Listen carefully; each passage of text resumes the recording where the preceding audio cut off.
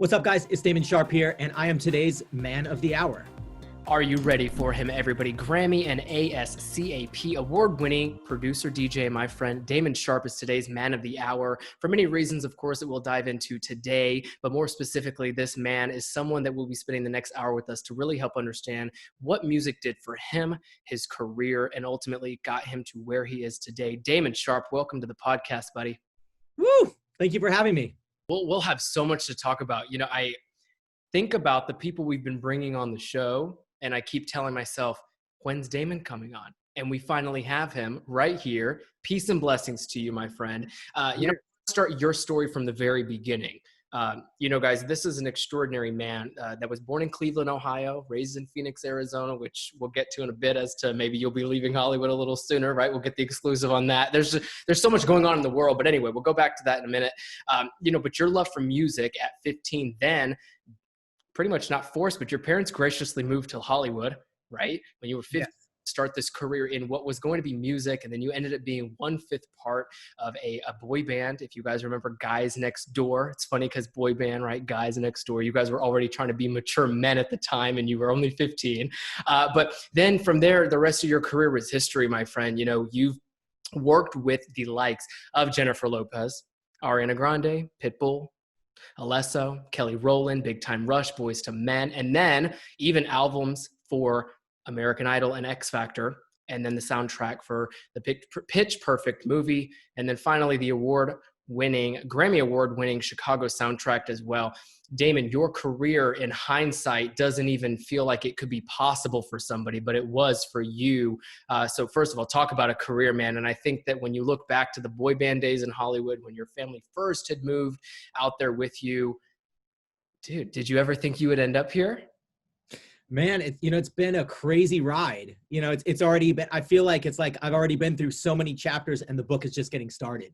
So I think that's what makes it exciting for me. I've gotten to fulfill a lot of my dreams, but there's still a lot of things on the bucket list that I'm ready to check off. Man, that's the cool thing about life, though. And I was going to tell you about this idea of the universe. I think when we first met in person, we were talking about this too. There could be a plethora of opportunities that you might be creating for yourself on the back end, but then you get to work with someone like J-Lo, you get to work with someone like Pitbull, and you start thinking to yourself, pinch me, am I getting lucky? No, you might have already been working on that in the background without knowing it because you were working so hard. And, we'll get into all the details as to like what your day looks like. How does someone produce music? How does someone work on a Grammy Award-winning album, right? Like there's so many things that you've accomplished. But again, starting from the beginning, you've always loved music, right? It's probably always been a passion of yours since you were a child. It convinced your parents to move to Hollywood. But then you look at the fact that there's a lot of hours that go into something like that in the studio, meetings, and just like thinking about the next soundtrack maybe as a whole. But after all the music you've produced in your career, can you kind of give us in your own reflective words what that has looked like for you in terms of, going from one song to the next and really loving music for what it is to then getting you this far along in your career? Wow. Yeah. So it's since we have the time, I'll give you the long one. So basically when I was about maybe 13, 14, I always knew I wanted to be involved in some aspect of the entertainment industry. But when I was a kid, I was a breakdancer, believe it or not. I started as a dancer, which a lot of people don't know. They thought that I was either an actor or started in music. But I just had this affinity and love. I was a breakdancer. I was a street dancer. I would break the cardboard out in the living room and dance for my parents. And they were like, oh, what is this kid doing? He's got issues. But, it's like they put me into dance class and, that was more for breakdancing at that time. Yeah. But I met a woman by the name of Julie Wren who came and grabbed me by the hand from the class and brought me over to the other classroom across the way. And you could see through the glass. And she's like, have you ever thought about doing jazz dancing? And I was like, I don't know if that's for me. I said, I love breakdancing.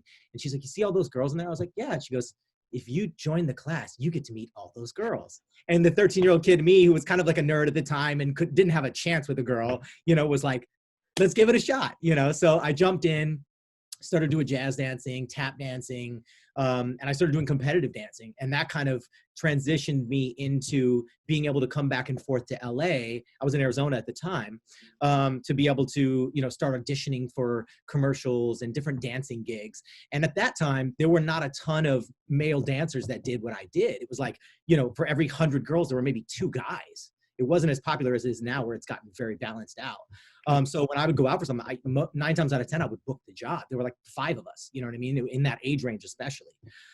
So initially I immediately booked like a Disneyland commercial. Then I booked a Pepsi commercial. Then I booked a Nintendo commercial. And this is all before even moving to LA.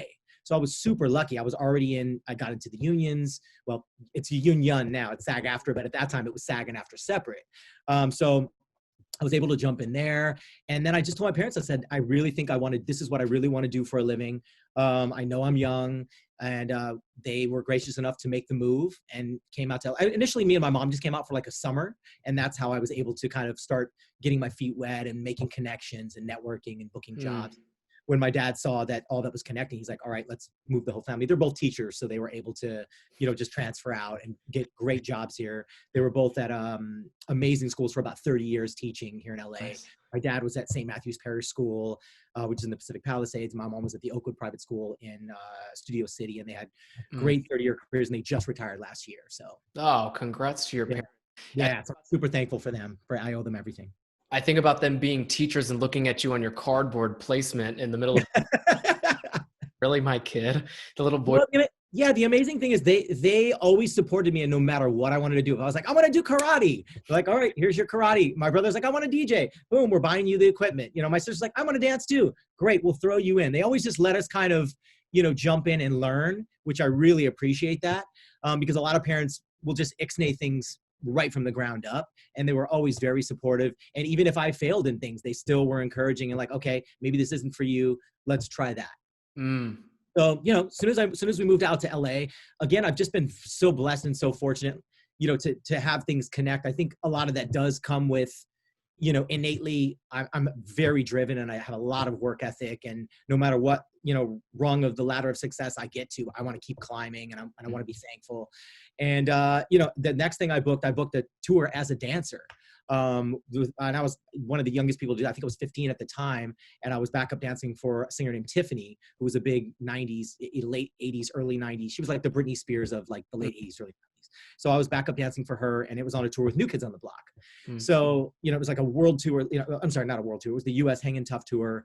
And we toured for like 4 months straight. So it really let me get legs as a kind of, even though I was a dancer, I felt like a touring artist, because I'm on the road in a bus, going from city to city, getting to kind of see A to Z, like what artists have to do, to promote, and living on the road, and tour managers, and, just all the aspects of going from hotel to hotel, and, waking up at 5 a.m. for promo and doing shows until you go to bed. So I really got to get a good gambit of that at such a young age. And it was crazy because my parents didn't come. It was just one guardian for the 4 dancers, who were all like 14, 15 years old.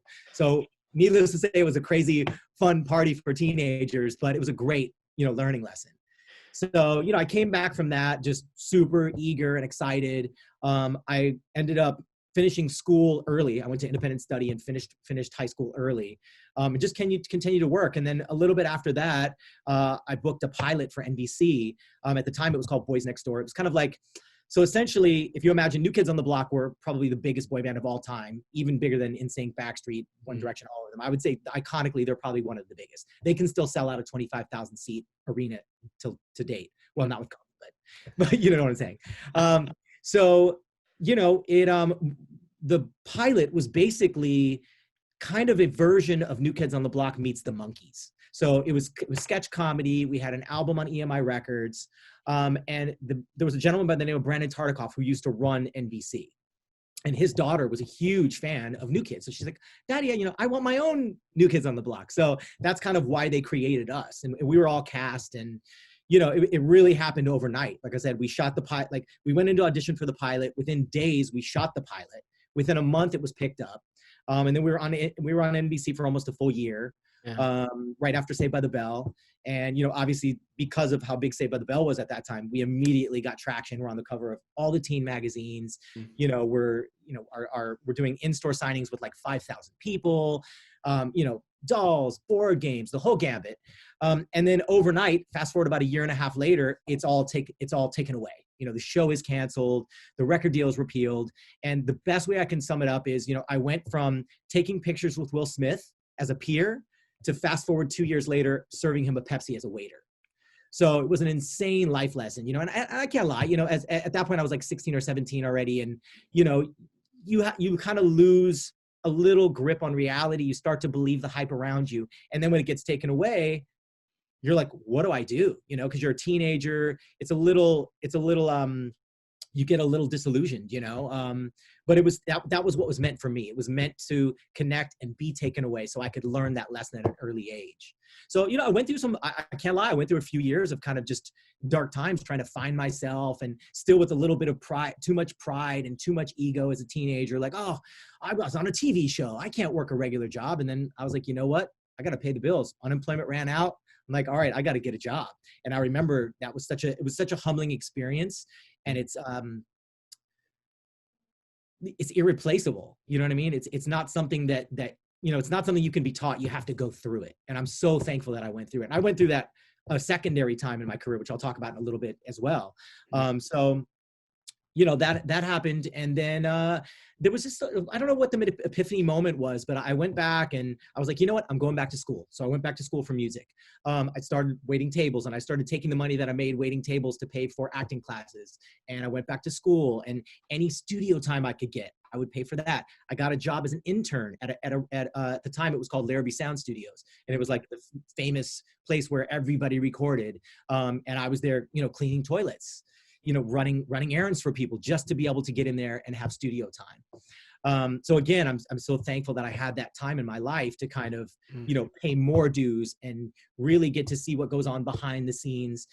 And also I was in there with Eminem came through, and Dre and Babyface and Snoop, and huge artists. And I got to see who was gracious and thankful and who wasn't.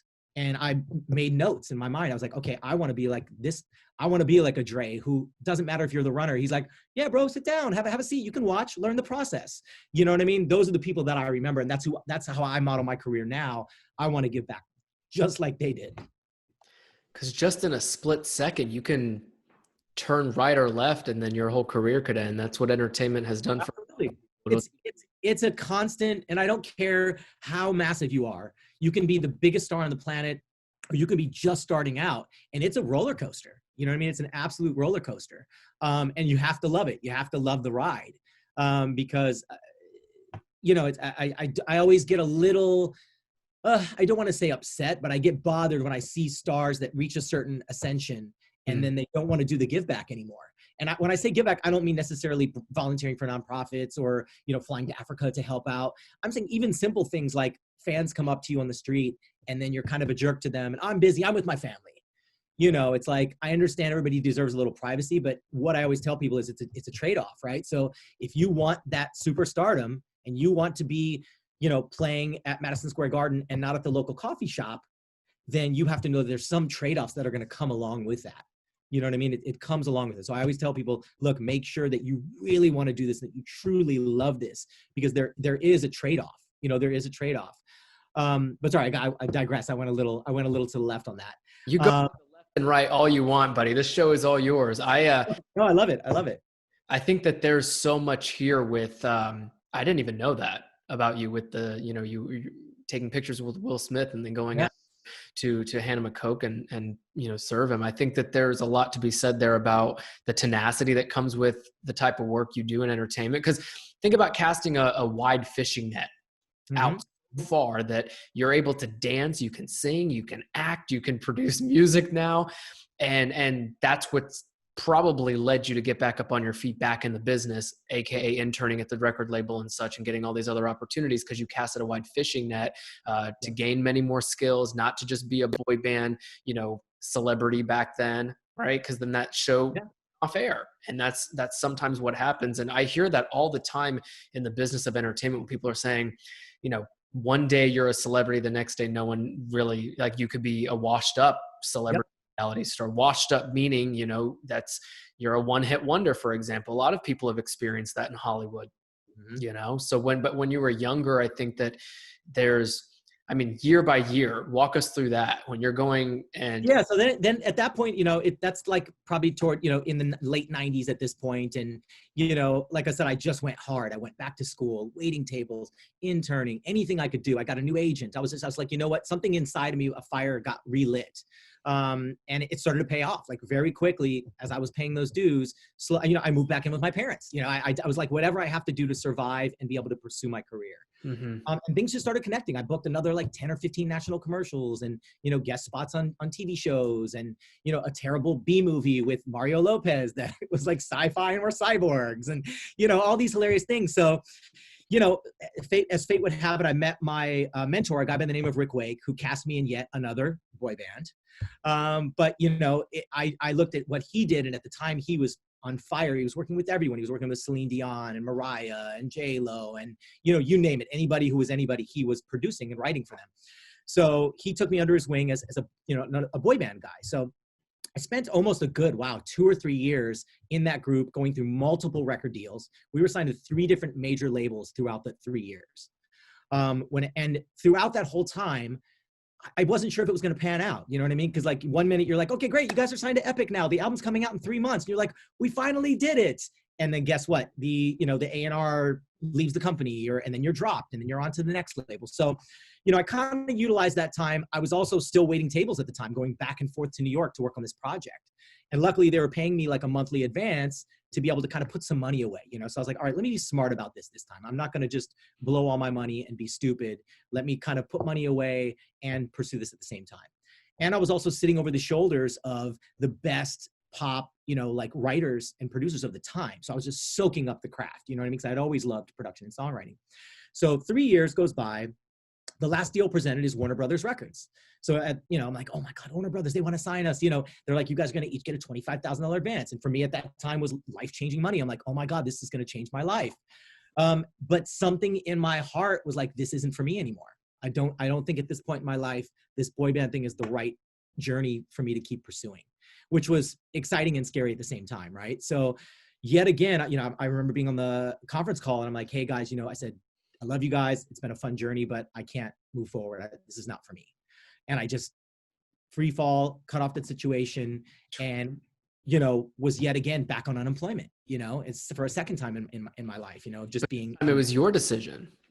Yes. Yeah, exactly. Yeah. Which was kind of cool and scary at the same time. I was going to say, I always tell people, and I'll touch on it later. There's power in yes, but there's also power in no. Mm-hmm. So, I ended up doing that and I just go back to business. I'm cranking, I'm doing whatever I can to pay my bills and pursue my career and my craft. And then as fate would have it, Rick called me out of nowhere and was like, hey, I found this CD of songs on my desk. There's 4 songs in there. He's like, pretty much every one of these songs are great. And I was like, oh dude, I said, coming from you, I really appreciate it.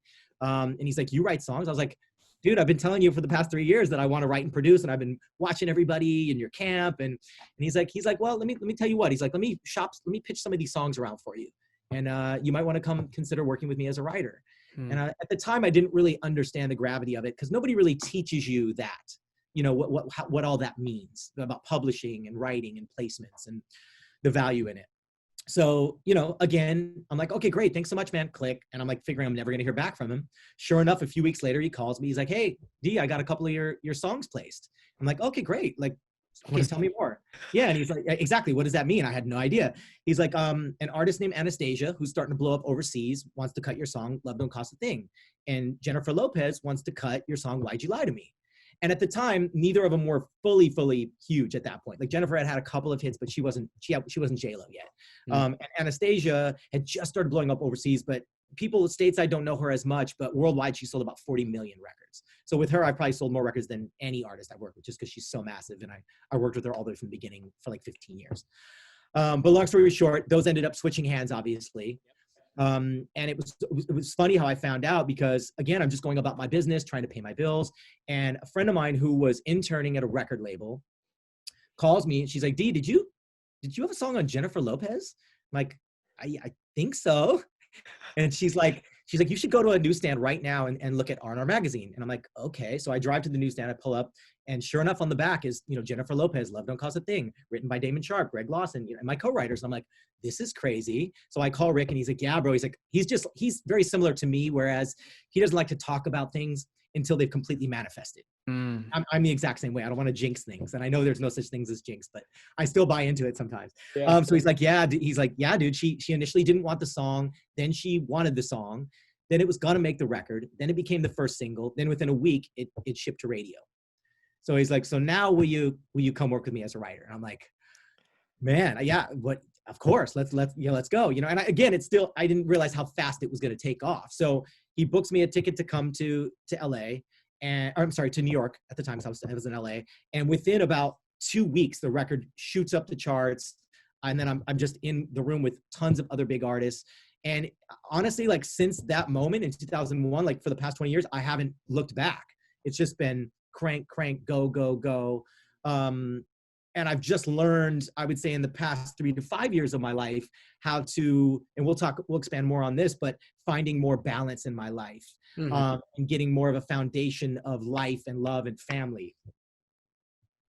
So all of us need life and love and family, David. Yeah. You're doing just fine with that. I've been watching you. You focus just as much on work as you do with family and your personal life. And certainly there's probably a balance that's had to been created there too. Absolutely. Gosh, but man, from a gig like Love Don't Cost a Thing, I remember when that I guess it was the VHS tape of whatever concert she did. My parents used to play that all the time. Love Don't Yep. Right? There's so much rich history to the music you've produced all the way till now with, I listened to Lost Years. I got my buddies listening to it in their cars when I was visiting LA to you a couple months ago. You've worked with and still work with some of the top, like an Ariana Grande, J-Lo, over the years. And then you also work with some who are up and coming. Absolutely. Artist partner on Lost Years. So say that there's been a lot more of you trying to make sure, again, back to that idea of casting a wide fishing net, of working with a little bit of everybody, producing a little bit of everything, all types of genres. I'm sure you've probably bounced back and forth with, but where's that played into the career for this now 20 years, what I call an extraordinary music career? So with relation to some of the biggest and some of the most up and coming, where does that lay in how you pursue your work? Well, I think it's interesting. I think the first maybe 5 to 10 years of my career, I was a little too focused on always trying to chase what I call the big fish. And I didn't understand that diversification is really what keeps you in business, and Rick always told me that. He was always like, dude, everybody sees things like this. He's like, put your scope wide. He's like, and he had me immediately. He's like, dude, go over to Denmark, come to Sweden, so 01, 02, I started traveling like crazy and quickly learned that there were other places outside of America, because previous to that I had never traveled. So I think I was a little in a bubble. And then I realized, oh wow, like the UK has their own music, Sweden has their own market, all these places. That's why I was also early on to like K-pop and J-pop, because I just always cast a wide net. I mean, my first J-pop cut K-pop cut was BoA in like 2005. So I was pretty early on in that as well, just because I've always cast a wide net. And with that said, like you said, I also love developing other artists and mentoring artists, and because I appreciated that people did that for me. So I feel like that's an important factor for me, not only in my career, but as a human being, is to give back and mentor people. And also from a selfish, a hidden agenda standpoint, when you help people that are brand new and up and coming, they're going to come back and they might supersede me and be like, you know what, Damon was there when I was brand new and I want to help him. And I feel like that it all comes back, it's all very cyclical. Yeah, it goes back to the universe working together. Absolutely. Absolutely. Special about that. Music, though, more particularly here it's the universal love language. We know that. We love that. You could listen. You mentioned J-pop, K-pop. I grew up on J-pop. My mom and I used to always go to the pretty much what was the boy bands of Japan. We went to all concerts, right? Oh, awesome. Map, whoever.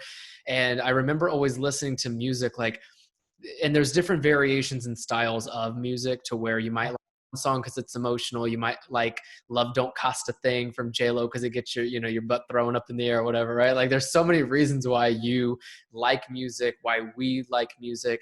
Why do you, Damon Sharpe, or why did you fall in love with music? And then to this day, where do you think the music you're producing, kind of stakeholds in a lot of people's lives? Wow, it's interesting. I mean, I definitely consider myself an empath, so I feel emotions, feelings, and music does that to people. Mm-hmm. So it's like, I remember even as a kid, like hearing music and being mad, and hearing music and being happy, and hearing music and crying. And like, it's always resonated with me. Mm-hmm. I think that's what draws me to it. And then you couple that with the fact that I danced first and foremost. That's a feeling in your body that can't be replicated. You know, it's something that you feel, and I apply that to my production and my songwriting still to this day. And like you said, it's amazing. You know, it never ceases to amaze me. You know, pre-COVID, obviously, being able to go to a show and seeing, you know, 20,000 people singing a song that you created is just, it's mind blowing, and it never gets old. Whether I hear something on the tiniest satellite radio station, or if it's Kiss FM or Z100, or if it's my video on even watching something that just got completed that's on YouTube, it's still exciting. You know what I mean? And that's there's some beauty in that. You know what I mean? Yeah, because content is still so powerful, but audio is just as powerful. It's the reason we launched Absolutely. this particular podcast. It's I mean, I watch your IG stories at promoting, you know, certain projects that are out and released, for example, and to see that, and then to actually swipe up and watch the video, it's nourishing to the soul. Because back when you first started, for example, at 15 in the business, we didn't have access to the YouTubes and the TikToks and the IG swipe ups and stuff. And so now in today's time, I think it is very much more exciting to produce music, or to watch a movie, or to, you know, watch a fun clip on TikTok for 10 seconds. You know, there's so many ways to all of it. With music though, so I know a lot of people have questioned how music is created.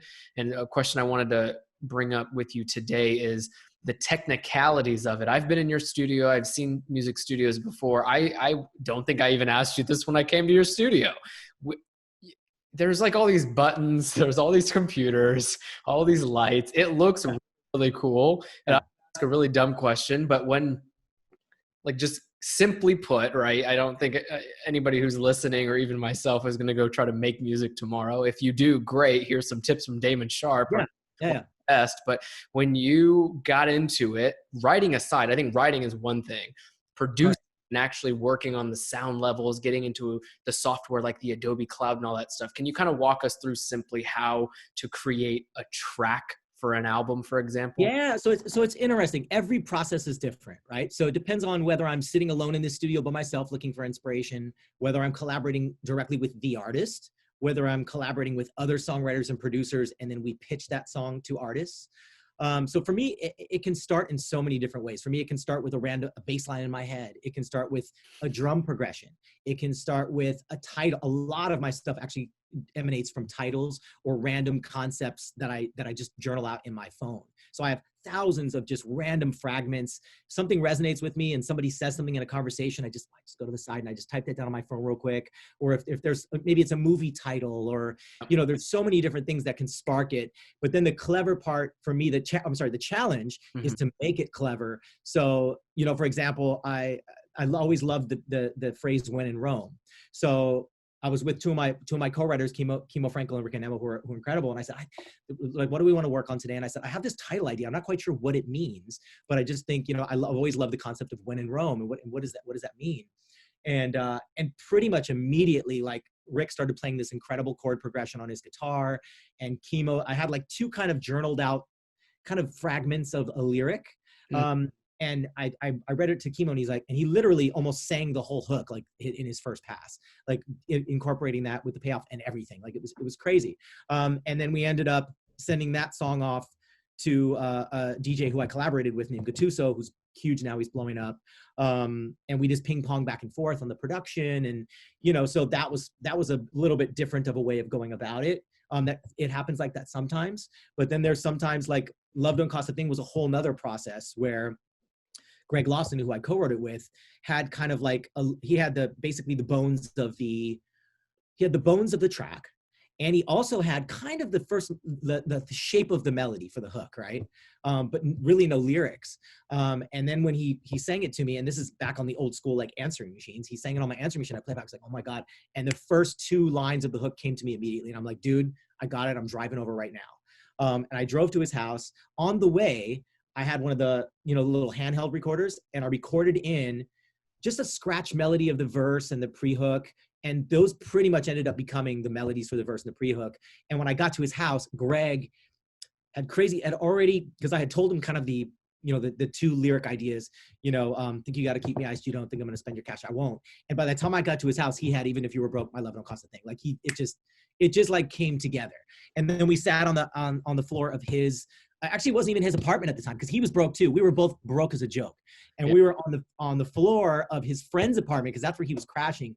And we finished writing that song in about an hour. And then we ended up demoing it. And that was one of the songs that was on that CD that Rick found, and ended up and we actually wrote it for Jennifer Lopez, ironically, originally. That's who we had in mind. The whole story was about J-Lo and Puffy at the time. And then it just somehow, as kismet, fate, whatever you want to call it, ended up on Rick's desk. He had already worked with Jennifer. He pitched it. It didn't go to her initially. Then it ended up going to her. Then it ended up, as fate would have it, fully connecting.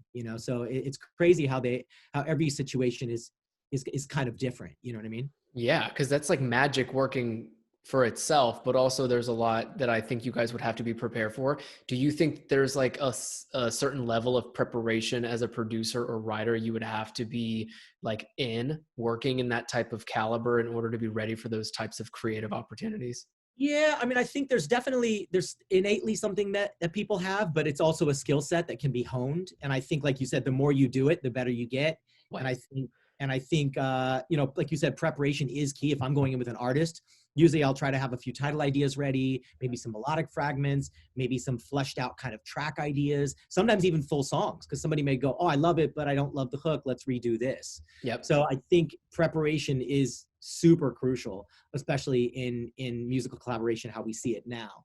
Yep. Now, the other thing I will say, getting back to the creation process as a producer, it's fun now, because back in the day, like even before I was doing music, you would have to spend a ton of money to go into a big studio to track anything.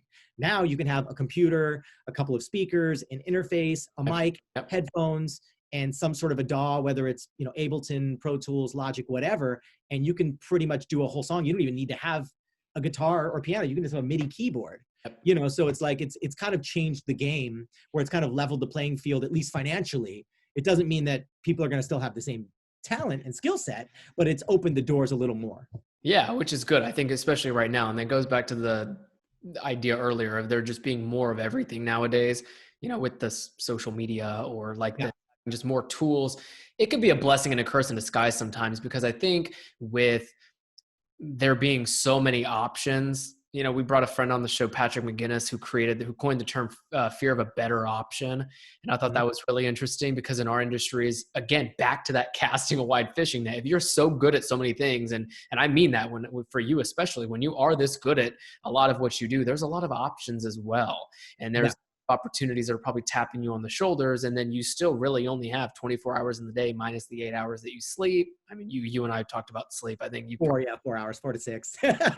I get 8, but I'm not as busy as you, I don't think. Energy. So with sleeping that little, I call that little sleep, Damon. With that sleep, you still have such a high volume of energy. Thank you. Positive energy. From what I see online to what I've seen in person, energy is very, it's not only attractive to people, but it's infectious.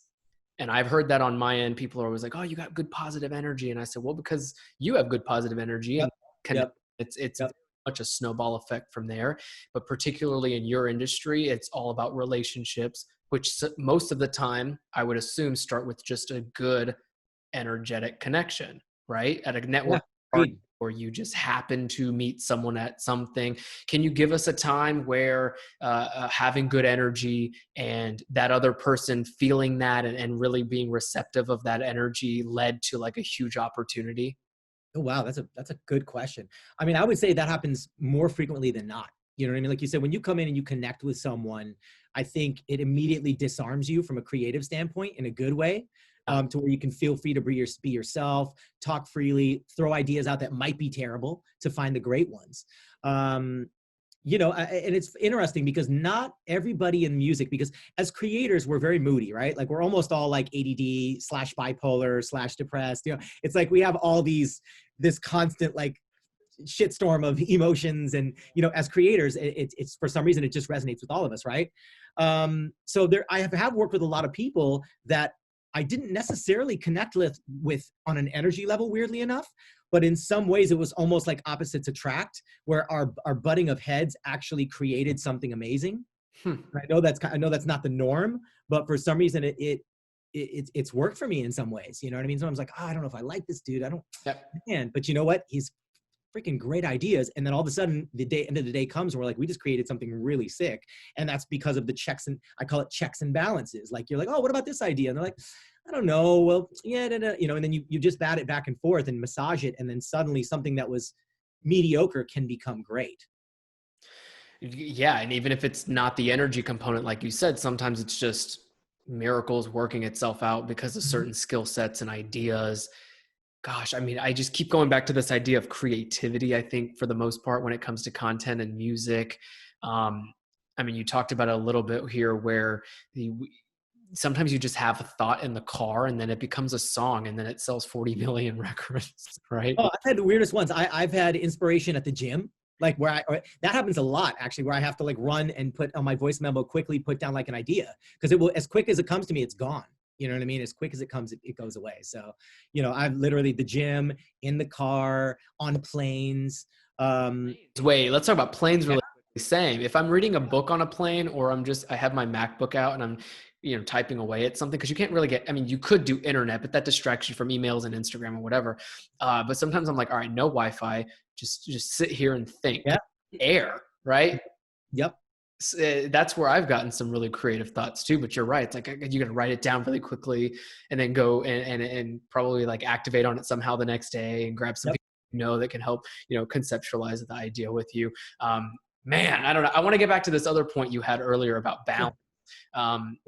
Important topic. It's one that I think we've covered several times on this show, but to get your POV will be really insightful, because I mean, your industry is nonstop. I think when we first met, we totally brought up the idea that both of us work every single day. It's not like we work every hour of the day. Don't get me wrong. You and I work out, we go to the gym, things like that. We enjoy things. Yeah. Just is nonstop to the extent where you really have to love this, and you really have to, this being music for you, media being for me, but really understanding that the balance might not exist. So I wanted your thoughts on that, because so long that we're looking for something, I feel like it's like you're chasing after something that might not also be in existence, because you're already balanced and you just don't realize it. I've had to realize that. I have a balanced life and I have to work every single day, most hours of the day, but you and I like what we do. You really love what you do. You wouldn't have stayed in the game this damn long. But where's your thoughts on balance now? Is it something you're still thinking you need to find? Or I personally, looking at you, think you have it? I think I've achieved more balance, but I think I'm constantly striving to even find a better, equation of balance in my life, whether it's family, friends, work, and just literally trivial recreation time, because I think that's super important too for our mental health. And I think people discount mental health so much.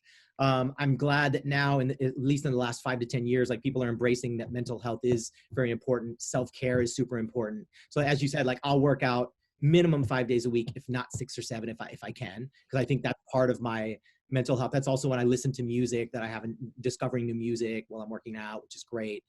I try to meditate. I try, and I say I try to, it's hard to make that time, because sometimes if I wake up and I look at my phone, forget it, it's game over, because I'll have it in do not disturb while I'm sleeping. And then I come back to emails, texts. And remember, I'm working with people in China, Amsterdam, all these different time zones. So I wake up to all these random things, not to mention you're dealing with the traditional things, right? Which are emails, phone calls, texts, WhatsApp, but then you're also dealing with the plethora of social media, Facebook, Snapchat, Twitter, Instagram, TikTok, it just goes on. And it keeps expanding. So that's the other thing. I turned off all notifications from social media. I turned off the notifications, and I just check it when I check it, because that was getting to the point where it was just constant. Zzz, zzz, zzz, zzz, zzz, zzz. And you're like, oh, it must be, no, it's not important. Oh, somebody just liked this. Oh, somebody just added this. And it could have taken you out of like a creative 100%. Yeah. And same thing when I go in sessions now, I'll put my phone in do not disturb, so that way it's not even lighting up in there to distract me. Right. And I'll check it every once in a while, just to make sure if there's an emergency or something, I don't want to not be available. But I try my best to do that. And like I said, I think, you know, I used to, one thing I do regret early in my career, not early, but the second chapter of my career when I started writing and producing, is I would travel to these amazing places. I'd go to Denmark and Sweden and Amsterdam and London and not see any of the sights. And I remember being with one of my very close friends. Her name is Lindy Robbins. She's like one of my best friends. And she would always be like, Damon, let's go check out some sites. And I was like, oh, I'm just going to stay in the hotel. I'm just going to work on some music ideas. And now I look back and I'm like, oh, I missed out on so many great life experiences that could have helped me write other great songs, right? Right. I created other things and been inspired. But then, I don't know how long ago, but I'd say maybe at least 10 years ago, about a decade ago, I realized I've got to live life. And what's the point in doing this if I'm just working and making money and not living life? I was like, what's missing? So then I just, every time now I make sure when I go somewhere, I'm like, all right, cool. We're going to work from this to this. And then I want to go have a nice dinner somewhere.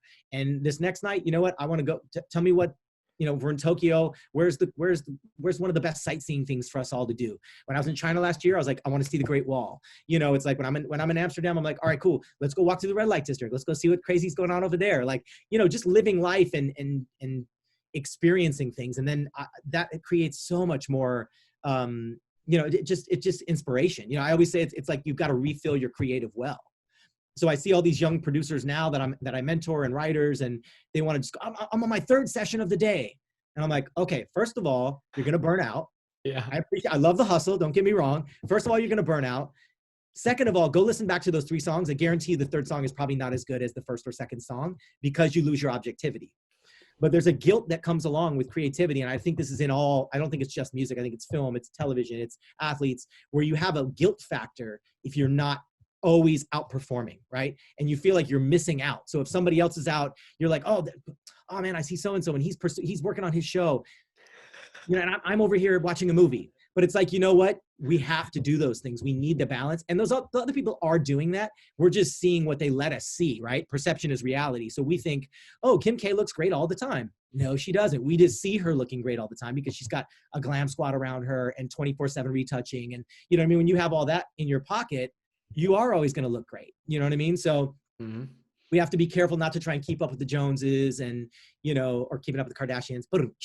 It's like, if you do that, you're just going to drive yourself crazy. It's like you have to challenge. I say it's great. It's better to challenge yourself and try to beat the things that you've already achieved in your life, as opposed to trying to keep up with everybody else and overachieve what other people are doing.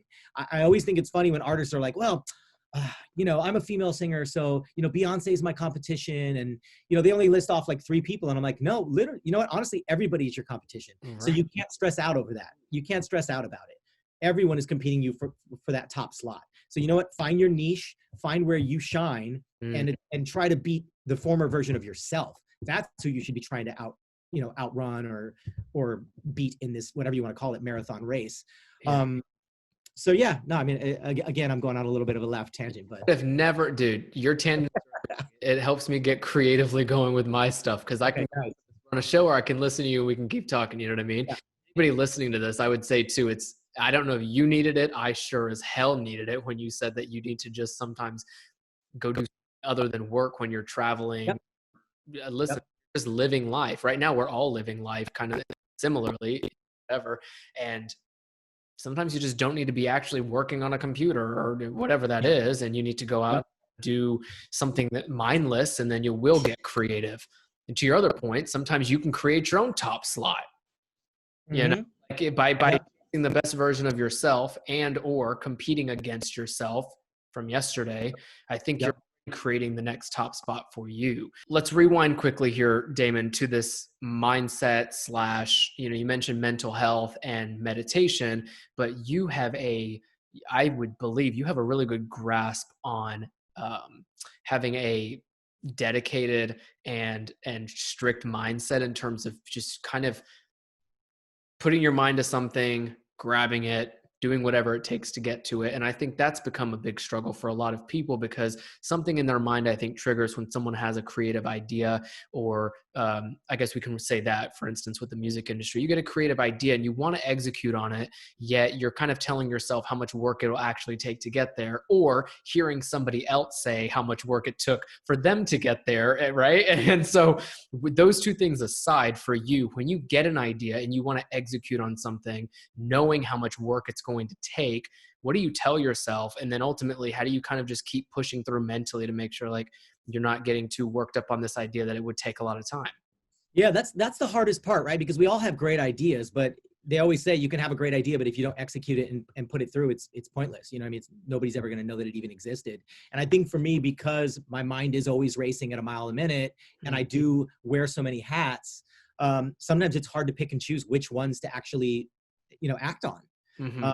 But I will say, like you said, it's definitely a discipline. It's definitely a discipline to make sure that you execute. I have like an extensive note in my Apple Notes. It's just tons of different ideas. I try to compartmentalize them. I try to organize them out, and then I try to like asterisk things that I know that I have to get done, and then I'll maybe do a double asterisk after that, or things that I would like to get done that I may not get to. Yeah. And it's sometimes it's a matter of picking and choosing which ones to execute on, but regardless, you have to have the discipline to see it through. And I think a lot of that for me also, like you said, is it's not only meditation, it's also fitness and making sure I work out. It's eating clean. It's, not drinking too much alcohol. It's kind of balancing that, still enjoying one if I want to go out and have a good time, but also knowing when to cut myself off. And, I live my life by like what I call the 80-20 rule. So it's like 80% of the time I'm going to work out, 80% of the time I'm going to eat clean, 80% of the time I'm not going to drink, 80% of the time, but there's always that 20 that you got to have there to have fun. And, otherwise I think you drive yourself insane. I think we've both been in those places where it's like you just work so much and you have so many ideas, but then you realize that the laundry list just keeps going, and you kind of have to get to a point of picking one thing. Yep. Huge advocate for taking it a day at a time, a project at a time, an interview at a time, like the one we're currently on, being super present in. Because I think you and I have realized over time that when you are hyper focused in on one thing, you will do very well, and you execute, and you will find ways to get around whatever it is you think is a challenge to execute and complete that project or whatever. Man, I'm glad we have an hour because I have more questions. Let's do it. Let's go. Hollywood is this very interesting place of so many misconceptions, so much misunderstanding, yet everybody idolizes it. Be it that you want to make it in Hollywood as an actor, a musician, producer, writer, or if you are on the sidelines watching The Bachelor at home with you, working in healthcare, and your husband works in, at a fire department. Thanks to any frontline workers who are listening to this right now, by the way. Amen. Yeah. Everybody loves entertainment. I think my roommate was watching The Bachelorette, the newest season about it, on air right now. And I'm like, yeah, that's entertainment. And then I start thinking about all the producers, the booking team that probably hired those girls. Like, there's just so much in my mind. You're the same way. People will listen to, like, for example, Lost Years, someone will listen to it, enjoy it in their car. But I'm sure when you hear songs in your car, you're like, no, like, I probably know the producer. Like, I know how that came to life, or that's actually not their song. No, I'm kidding. Yeah, sometimes I would say that's a blessing and a curse. And it's the same thing with not only in music, but also the fact that I did work in television and did commercials and things like that. I find myself sometimes like dissecting things, and sometimes I can't even enjoy a song because I hear the song and all I hear is the bass line. Oh, I love this bass line. I'm like, no, just be in the moment. Just enjoy it, 20 rule. 80% of the time, I think we can dig in deep, yes. Have that analysis. And then the other 20. But what I was trying to get to here with Hollywood is that I think with the misconceptions and the misunderstanding component, people don't really fully understand that this is a less fabricated industry than most people would think.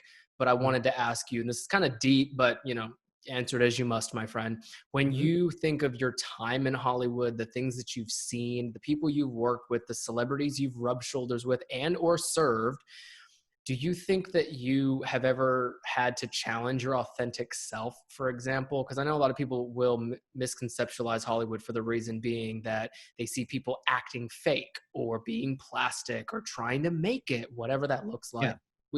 Terms. But for you and your experience, do you think that's ever been a thing? And if so, how did you kind of like combat it? I mean, I think we've all been challenged with that, right? Because sometimes it's the matter between, I know, especially early on in my career, paying your bills. So you may be like, wow, I don't really want to play this character. This is not something that I morally think that it's something I want to subscribe to, but I'm trying to get my foot in the door. So sometimes there's a little bit of give and take, even from a musical standpoint. There might be like now I'm blessed that I get to pretty much pick and choose what I want to work on. But early in my career, it was like, if somebody was like, you want to work with this artist, we're going to pay you X amount, I would do it, because I needed the money. So I don't know if that would necessarily be challenging your authenticity, but it is a little bit of a percentage of you. I don't want to say selling out, but you got to pay bills. You know what I mean? You've got to pay bills and you've got to make things work. And I always use Pink as an example, because Pink did that first R&B album that a lot of people don't even know about, that Ellie Reed wanted her to do. She did not want to do it, but she was like, you know what? This is my ticket in. She did it. It connected just enough for her to be able to do a second album. Then the second album, she did what she wanted, and she was able to do it. So would you say she sold out? No, I think she was just smart, and she knew, there's a little, like I said, there's some give and take. Sure. It's not like she threw herself on the casting couch. It's a big difference. You know what I mean? Saying, okay, well, I'm going to slightly alter my musical direction so I can achieve a fan base. And then therefore, that was pre-social media where you could actually launch things yourself. Sure. You know what I mean? So, and I think it's the same thing for me in my career as well. There were probably some certain roles that I took because I needed a check, or there were placements I had to do that I didn't necessarily want to do. But I'm just thankful and blessed now that I'm at a point where I can pick and choose, the things I want to work on, No, yeah, for sure. And you've built that for yourself too. So in addition to that, though, from the outside looking into this Hollywood place, where everybody knows entertainment is ideated and created for the most part. How do you think people can better understand that Hollywood is not such a fantasy? Yeah, I mean, I think, not to give this needs to be the name of my book, 80-20, but it's kind of the 80-20 rule there as well. Like for every 10 people you're going to meet, at least 8 of them are going to be really down to earth, really cool, really authentic, right? But there are going to be a couple people that are completely fake and, want it for the wrong reasons and are willing to screw somebody over to make their way up the ladder. So I do think there's a balance, but I think the average Joe who does not live here thinks it's the opposite. They think there's maybe 1 or 2 authentic people and there's 8 like completely fake people. Why do you think that is? I think it's just what we're shown. It's what society through television, film.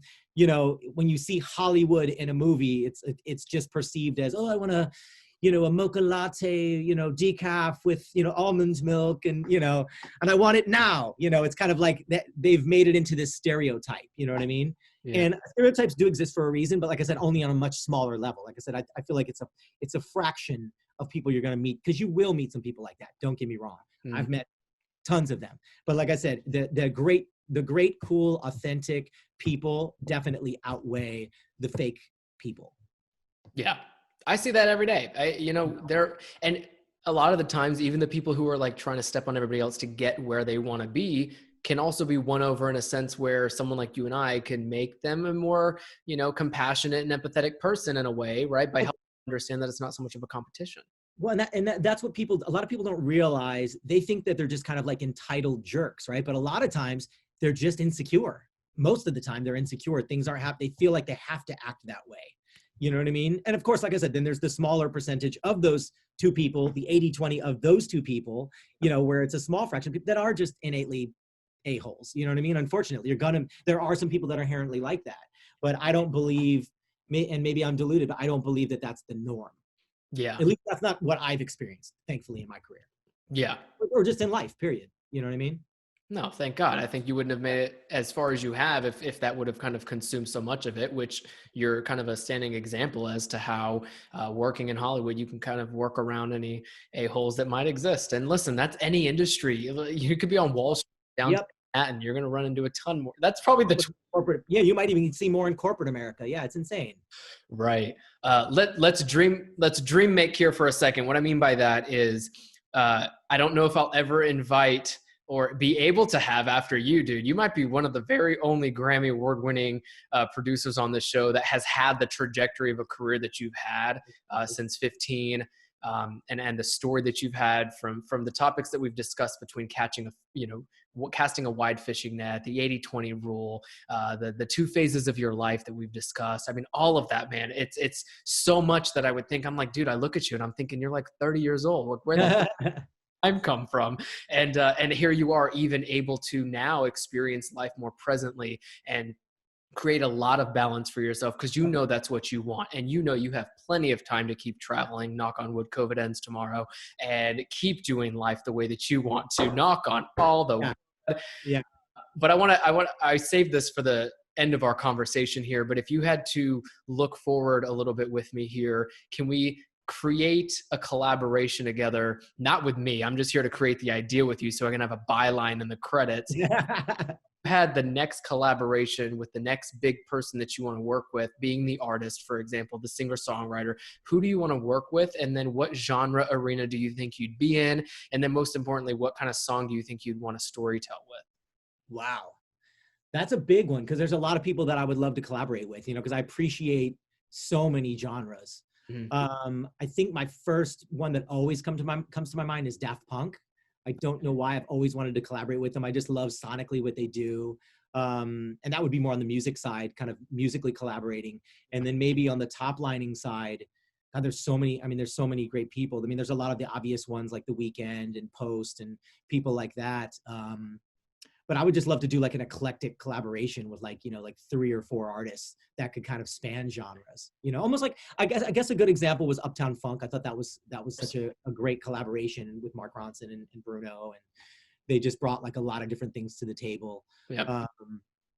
But yeah, so that's a tough one. Like I said, I mean, I'm wide open. I mean, I just want to keep expanding, and I've got actually a lot of really cool collaborations going right now in the world, more so in the dance music EDM side. But I'm looking to, expand those out and just do more and more creative and kind of quirky collaborations. Hell yeah. Cause I what came to mind immediately, Damon? I'm sure you've heard of both of these. As of most recently, Mariah Carey, Ariana Grande, Jennifer Hudson did the OC collaboration. I still have to realize if that is something that was virtually taped. I couldn't tell during the Christmas. Probably. Because it happened during 2020. But I think of their different styles. I think they're all in the pop arena. Correct me if I'm wrong, but their voices was just so perfectly put together. And you brought up like maybe bringing together a Bruno and a Weeknd and a Post, seeing that come to life. I will speak that into existence for you. Go ahead and get all the people lined up, and there we go. Right. Then the second one, we'll go back in time here to, I believe, what was 2011, 2012, maybe earlier, with the We Are the World. I mean, we all know that. There was the 2 renditions of it. I believe it was actually maybe 3 now with all the YouTube stars. But when Michael Jackson, they took the original there and then had all the artists from every part of the industry on We Are the World, We Are the Children. Everybody knows. That could be something, don't you think? Like, have you ever... Maybe that... No, I did something similar to that in 2005 called Come Together Now, and I had Celine Dion on it, John Legend, some really killer vocalists, and that was like a kind of a labor of love project that took about a year to put together, and flew into different places to record everybody, and then all the money from that went to the Hurricane Katrina victims. There we go. So I would do that again. I mean, it was a really cool give back project, but it's a lot of work. I will say that. You know what I mean? It's different when you're Quincy Jones and you can just pick up the phone and get anybody in the room like right then and there. For me, it was a little harder to kind of move the pieces on it. You could do it again. It could be a love project again, or it could help people realize that we've all come together more than ever before. There's so many reasons I think to do it now, but if you do, listen, we'll be looking forward to it. I think there we go. All the power to do it, my friend. I'm sure you have all the connections. You did it once, you can do it again. Before I let you go, Damon Sharpe with an E, like a sharp knife. For those who didn't hear it, I mean, you probably didn't hear it at the top of our show. I asked Damon to sound check himself. And he's like, Damon Sharpe, DAMON, Sharpe with an E. So if you guys didn't know how to spell it, please go find him on Spotify. He has dude, you're in the millions of people. Yeah, I've got over 50 million plays now on Spotify. So as an artist. And that doesn't even count my plays as people that I produced and written for. So that's one thing I wanted to touch on. It's a cool point in my career now to be in a whole new chapter now that I've started DJing again, and I'm signed to Armada Music and releasing music as an artist and collaborating with other people. I never would have dreamed that at this point in my career I would be an artist yet again and pursuing that. So it's pretty amazing. So yeah, if you guys want to support me in that, I would truly appreciate it. I'm Damon Sharpe on pretty much every platform. Everything. DAMONSHARP with an E. Yep. You got your own. I think there's a Justin Crawford that's a football player in Kansas that offered off of all platforms, but whatever. We'll keep the. You should add a silent E at the end of Crawford. Verde. Going back to the Hollywood. Let me get my almond milk with the E at the end. And there's a little asterisk on the top of it just to make it different. Starbucks, that's not how you spell it. It's with an a silent at the end. No, Crawford doesn't have an E. Now it does. Listen, brainstorm all day. We'll brainstorm the rest of our lives. Yeah. We'll probably keep working together. Yeah, absolutely. I want to ask you one last question about your career, how you have seen it evolve over such time now. Where do you want this to go now that you've done so much and you're currently doing so much? You know, I often ask a lot of people in my life, like, you know, what do you want? Because that's the most important thing. You're living Damon Sharpe's life, and then all these other people that are involved are very blessed to be in your circles like myself. And it's like, if we even have a touch point to someone like you who's as energetic as you are, as successful as you are, as connected as you are, but that's you, right? So what does Damon Sharpe really want with your career and your personal life if you had to kind of give yourself another trajectory given your past now? Gosh, I mean, it's interesting. I mean, not to sound cheesy, but like, I'm really happy at where I'm at in my life right now. Like you said, I have a really good balance. I've got an amazing family, friends, peers, network. You know what I mean? It's like, I try to find as much balance as I can. I'm pre-COVID, traveling a lot. You know, I would travel multiple times a year, whether it was for business or pleasure. You know, I'm doing my DJ thing. I'm doing my artist thing. I'm working with a lot of amazing artists that I consult for and mentor. And then still producing and writing for major label artists and brand new artists. So, you know, I think at this point, it's just, I want to see those things grow and grow and grow. I think at some point I'd love to start, I actually have kind of started at one point like a proper label where I could sign people to that label and help develop them via a label, and build that into almost a full blown, you know, entertainment company at some point, you know, almost like a DreamWorks, you know, or somewhere where it's like you can, or I guess Warner Brothers, Sony, they're all great examples where it's like you can do film, television, music, publishing, kind of dabble in everything and put my hands on that. I think that would be a lot of fun. So all I'm going to ask you now is to go get your iPhone and put an asterisk by that one.